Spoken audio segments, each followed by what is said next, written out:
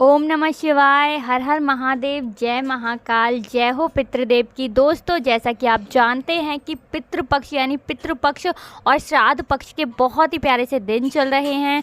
और अगर आपके घर में भी धन से जुड़ी समस्याएं बहुत ज़्यादा आती हैं, अगर आपके घर में ऐसा हो रहा है कि कमाई आपकी कम है और धन खर्च आपका बहुत ज़्यादा हो रहा है ना, तो ये वीडियो सिर्फ आपके लिए है। तो पूज्य गुरु जी की कथा से सुनकर उपाय आपको बहुत ही अच्छे से बताने वाले हैं। बस आपको अपने घर के गमले के पास 5 स्वास्तिक वाला उपाय करना है और उसके बाद आपके जीवन में जो धन से जुड़ी समस्याएं ना, पूरी तरह से वो दूर हो जाएंगी। तो आज की वीडियो में हम आपको 4 उपाय बताने वाले हैं जो गुरु जी की बुक है ना तर्पण, उसी में उनके ये उपाय हैं। बहुत ही अचूक पितृपक्ष के उपाय शिव महापुराण की कथा के आपको आज बताने वाले हैं बहुत ही सरल शब्दों में। तो देखिए, आपको दिख रही होगी स्क्रीन पर हल्दी, तो आपको खड़ी वाली हल्दी लेनी है, ठीक है ना। खड़ी हल्दी आप लेकर आएंगे और घर पर ही, अगर सिलबट्टा है तो उससे, और अगर आपके यहाँ मिक्सर ग्राइंडर है तो उससे, किसी से भी आप इसका हल्दी का पीस कर पाउडर बना लेंगे। रेडीमेड कोशिश ना करें कि आप रेडीमेड ना ही लें, क्योंकि वो बहुत मिलावटी हल्दी होती है। तो आप कोशिश करें कि आप जो घर पे हल्दी लाकर उसका पाउडर बना लें, ठीक है ना। इतना आपने कर लिया। इसके बाद आपको थोड़ा सा 1 या 2 चम्मच लेना है कुमकुम। अब इसी के साथ आपको लेने हैं 5 दीपक मिट्टी वाले, ठीक है ना। 5 दीपक मिट्टी के ले लिए। अब इन तीनों चीज़ों को लेकर आपको कहाँ जाना है? आपके घर के आसपास कोई नदी हो, कोई तालाब हो, कोई सरोवर हो, कोई बावड़ी हो, पानी का कोई भी जलाशय हो, वहाँ पर आपको जाना है। लेकिन नदी, तालाब, सरोवर कुछ भी नहीं है ना आपके घर के आसपास, तब भी आपको बताएंगे कि फिर आप क्या कर सकते हैं। लेकिन पहले आप ये समझ लीजिए कि अगर आपके घर के आसपास तालाब, नदी, जलाशय, कुआं, बावड़ी कुछ भी है तो आपको कैसे उपाय करना है, और नहीं भी है ना तो उसके लिए भी हम आपको उपाय बताएंगे। इसलिए वीडियो में आगे तक बने रहें, स्किप ना करें। तो देखिए, आपके घर के आसपास जो भी नदी, तालाब, कुआं है, वहाँ पर आपको जाना है। तो देखिए, जब वहाँ पहुँच जाएंगे तो वहाँ पर आपको थोड़ी सी जगह देख लेनी है। थोड़ी सी जगह देखकर चूज़ करके आपको उसी जगह पर जो हल्दी आप लेकर गए हैं ना पिसी हुई, जिसका आपने अपने घर पे पाउडर बनाया था, उसी को आप थोड़ा सा पानी डालकर गीला कर लेंगे और उससे आप उस जगह पर लेपन कर देंगे, ठीक है ना, लीप देंगे। अब देखिए, आपको फोटो में दिख रहा होगा, इसी तरह से आपको हल्दी को उस जगह पर लेपना है, लेपन करना है। अब देखिए, जहाँ पर आपने हल्दी का लेपन किया है ना, उसी लेपन के ऊपर आपको कुमकुम से स्वास्तिक बनाना है। अब देखिए, स्वास्तिक आप उस हल्दी के ऊपर बनाएंगे कितने, तो पूरे के पूरे आपको 5 स्वास्तिक बनाने हैं। अब 5 स्वास्तिक बनाने के बाद आप जो 5 दीपक लेकर गए थे ना, वो 5 दीपक आपको उसके ऊपर रखने हैं, ठीक है ना। अब जब आप 5 दीपक रख देंगे, उसके बाद आपको इसके अंदर 5 दीपकों के अंदर तिल का तेल डालना है, लंबी बाती लगानी है, ठीक है ना। लंबी वाली जो बाती होती है वो आपको लगानी है। ये चीज़ आपको ध्यान रखनी है कि बत्ती जो जलाओगे आप ना, दीपकों की 5 बत्तियां वो किस साइड में होनी चाहिए? दक्षिण दिशा की तरफ। अब इसके बाद आपको 5 के 5 जो दीपक है ना, उनकी बत्ती जला देनी है। ध्यान रखना, दक्षिण दिशा की तरफ लौ रखनी है, बिल्कुल इसमें आपको गलती नहीं करनी है। इसके बाद जब आप दीपक 5 जला देंगे, उसके बाद आपको अपने पितरों का स्मरण करना है, उनका ध्यान करना है, और उनसे जितनी भी, आपको ऐसे कहना है कि जितनी भी गलतियां हमसे हो गई हैं तो उसके लिए हमें क्षमा करें, और अपनी कृपा, अपना आशीर्वाद हमारे ऊपर और हमारे घर के सभी लोगों के ऊपर सदैव बनाए रखें। हमारी भूल चूक के लिए हमें माफ़ करें। इस प्रकार से आपको अपने समस्त पितृगणों से, जितने भी पितृ हैं ना, आपको नाम तो नहीं पता होंगे, ज़्यादातर किसी को नहीं पता होते हैं, तो आपको इस तरह से बोलना है कि मेरे समस्त पितृगण, मुझसे जो भी गलती हुई है उसके लिए मुझे माफ़ कर दें, और अपना आशीर्वाद मेरे पूरे परिवार के ऊपर सदैव बनाए रखें। और मेरे घर में जो समस्याएं हैं, चाहे धन को लेकर हो, बीमारी को लेकर हो, किसी को भी लेकर हो, उन्हें दूर करें। इस तरह से आपको अपने पितरों से प्रार्थना करनी है। अब इतना करने के बाद वो 5 दीपक आपको उठाने हैं और जो नदी है, तालाब है, सरोवर है, उसमें आपको वो प्रवाहित कर देने हैं। जिन लोगों के घर के आसपास कोई नदी, तालाब, सरोवर नहीं है, वो लोग ये उपाय अपने घर पर भी कर सकते हैं। कैसे? देखिए, अगर आपके घर पर गमले में चाहे बेल वृक्ष हो, चाहे पीपल का पेड़ हो, चाहे बरगद का पेड़ हो, ठीक है ना, बेल पत्र जो होता है ना, जो हम शिवलिंग पर चढ़ाते हैं, उसी को हम बेल पत्र का वृक्ष भी बोलते हैं। इन तीनों पेड़ों में से अगर आपके घर में गमले में कोई भी पेड़ लगा है ना, वहाँ पर भी आप ये उपाय कर सकते हैं। उसी तरह से करना है। गमले के पास आपको हल्दी से लेपन करना है, उसके ऊपर 5 स्वास्तिक बनाने हैं, ठीक है ना, और 5 दीपक जलाने हैं तिल का तेल डालकर। सेम प्रोसेस जो है वो वही रहेगा जो आपने नदी के किनारे किया था या सरोवर के किनारे किया था।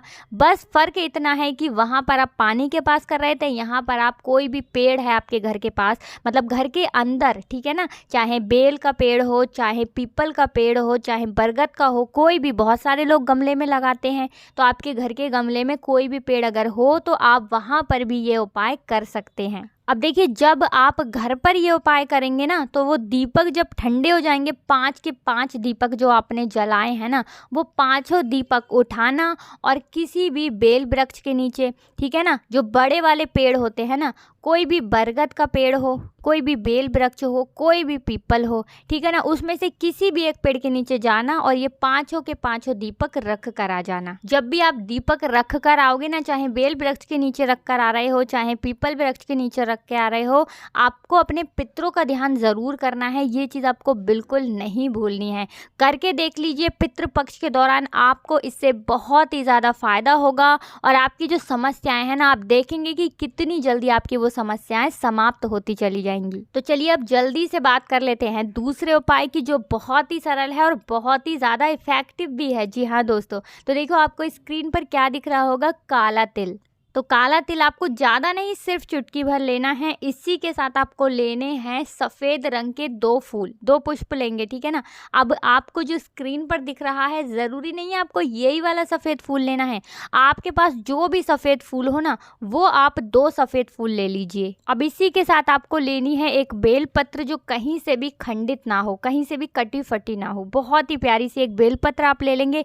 इसी के साथ आपको लेना है दूध। दूध जो आप लेंगे वो गाय का लेंगे और कच्चा दूध लेंगे, ये बात आपको बिल्कुल ध्यान रखनी है, ठीक है ना। दूध ले लिया आपने। अब ये सारी चीजें लेकर आपको जाना है पीपल वृक्ष के नीचे। अब देखिए, जो आपने बेल पत्र ली है ना, उसकी जो बड़ी वाली पत्ती होती है, उसके ऊपर आपको चुटकी भर काले तिल रखने हैं और काले तिल रखने के बाद आपको वो बेल पत्र अपने पितरों का ध्यान करते हुए, स्मरण करते हुए, अपना फेस दक्षिण दिशा की तरफ करते हुए, और पितृ के देवता जो है ना, आर्य माँ, पितृ के देवता आर्य माँ का नाम जरूर लेना है, ये चीज ध्यान रखिएगा।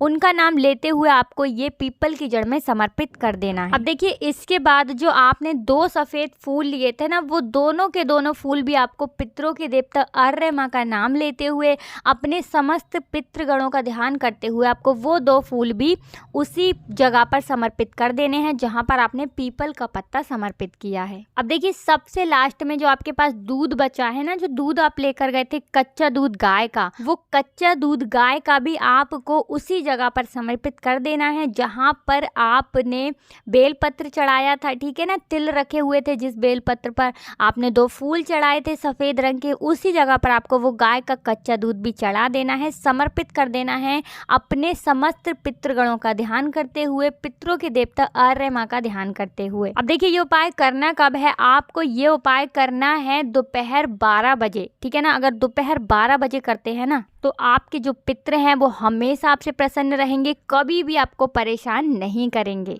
तो चलिए अब बात कर लेते हैं जल्दी से तीसरे उपाय की, जो कि बहुत ही ज़्यादा इफेक्टिव है।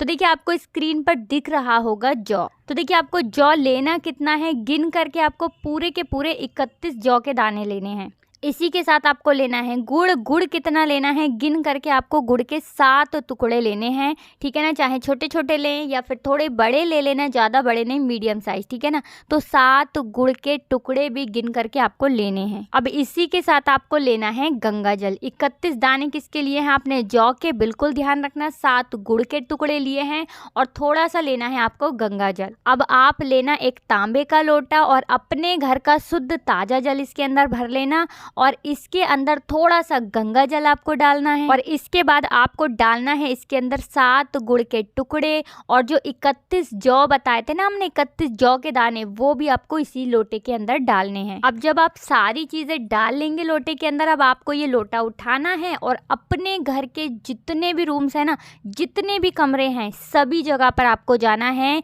छत पर भी जाना है, घर के मुख्य द्वार पर भी जाना है, सिर्फ आपको शौचालय वॉशरूम में नहीं जाना है और आपको अपने घर में सभी जगह पर जाना है, रसोई घर में भी जाना है। इस लोटे को लेकर इसे पकड़ कर घूमना है, इतनी चीज ध्यान रखना। अब इतना करने के बाद आपको ये उपाय करना कब है, तो सुबह में करना है, ये भी आप समझ लीजिए। करना कितने बजे है, देखिए सुबह 10 बजे से लेकर 12 बजे के बीच। अब आपको ये लोटा कहाँ लेकर जाना है, चाहे आपके घर के पास पीपल का पेड़ हो, ठीक है ना, पीपल का नहीं है तो बरगद का पेड़ हो, बरगद का भी नहीं है तो बेलपत्र हो, इन तीनों पेड़ों में से जो भी पेड़ आपके घर के आसपास हो वहां पर आपको जाना है और ये जो लोटे के अंदर आप सारी चीजें डालकर ले गए हैं ना, ये आपको उस पेड़ के नीचे समर्पित कर देनी है, अपने समस्त पितृगणों का ध्यान करते हुए।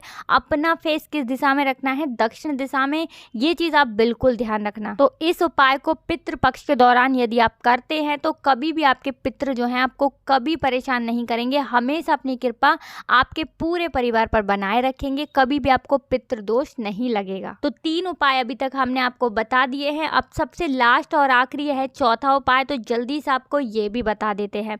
देखिए सबसे पहले आप ये चीज समझ लीजिए कि जब हमारे पितृ हमसे नाराज होते हैं ना, तो हमें ऐसे नहीं पता लगता है कि हमारे पितृ हमसे नाराज हैं। देखिए इस चीज को आप ऐसे पहचान सकते हो कि अगर आपके घर में ना बहुत ज्यादा लड़ाई झगड़ा होता है, बीमारियां बहुत ज्यादा आ जाती हैं, या आपके घर के कोई भी बच्चे या कोई भी सदस्य रात को उठते हैं, उन्हें अचानक से भूख लगती है, प्यास लगती है ना, तो इससे आप अंदाज़ा लगा सकते हैं कि आपके जो पितृ हैं ना वो कहीं ना कहीं आपसे नाराज़ हैं और अब आपको उन्हें प्रसन्न करके अपने जीवन के कष्टों को, दुखों को दूर कर लेना चाहिए। तो चलिए जल्दी से ना वीडियो को लाइक करके चैनल को ज़रूर सब्सक्राइब कर लीजिए और अब बता देते हैं आपको चौथा उपाय। तो देखिए आपको स्क्रीन पर एक सफ़ेद रंग का कपड़ा दिख रहा होगा, तो देखिए सफ़ेद कपड़े में आप सफ़ेद कलर का जो रुमाल आता है ना छोटा सा, वो भी आप ले सकते हैं। इसी के साथ आपको स्क्रीन पर चावल दिख रहे होंगे, तो देखिए आपने एक सफ़ेद कपड़ा ले लिया। अब इसी के साथ चावल आपको कितने लेने हैं, तो 7 मुट्ठी चावल लेने हैं, भर भर के 7 मुट्ठी चावल। जितना आपकी मुट्ठी में एक बार में आता है, 1 मुट्ठी ले लिया,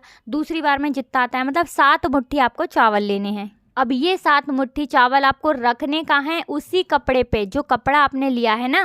अगर बड़ा सा रुमाल लिया है सफ़ेद तो उस पर रख सकते हैं, और अगर आपने सफ़ेद रंग का कपड़ा लिया है तो उस पर भी रख सकते हैं। अब ज़रूरी नहीं है कि आपको नया रुमाल या नया सफ़ेद कपड़ा ही लेना है, अगर आपके घर में है और ठीक है ना, आप उसको धोकर अच्छे से उसे भी इस्तेमाल कर सकते हैं। अब आपको इसकी पोटली बना लेनी है, ठीक है ना। इसके बाद आपको क्या करना है, या तो आपके घर के आसपास कोई नदी, तालाब, सरोवर हो, वहाँ आपको जाना है। जहाँ पर भी आप नदी, सरोवर, तालाब के पास जाए ना, ध्यान रखना कि वो बहती हुई होनी चाहिए।